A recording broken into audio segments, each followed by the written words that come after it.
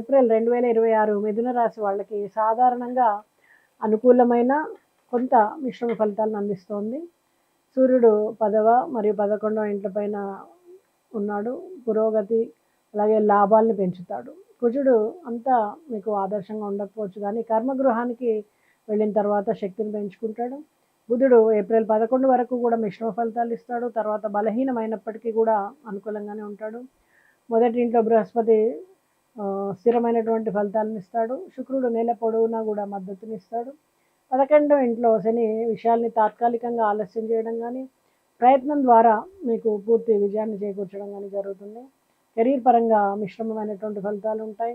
వ్యాపారంలో నష్టాలు నివారించండి. స్థిరమైనటువంటి పనిపైన దృష్టి పెట్టండి. అయితే ఉద్యోగానికి వెళ్ళే వాళ్ళు ఏప్రిల్ 2 తర్వాత మంచి ప్రయోజనాలు పొందుతారు.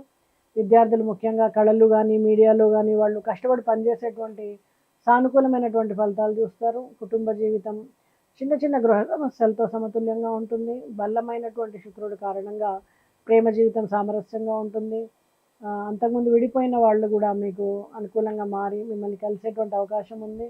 వివాహ జీవితము పని ఒత్తిడి వలన కొంత ఒత్తిడి ఎదుర్కొంటుందని చెప్పచ్చు.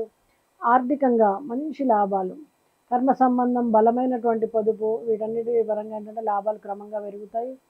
డబ్బుని నిల్వ చేయగలుగుతారు. ఆరోగ్యం సగటుగా ఉంటుంది.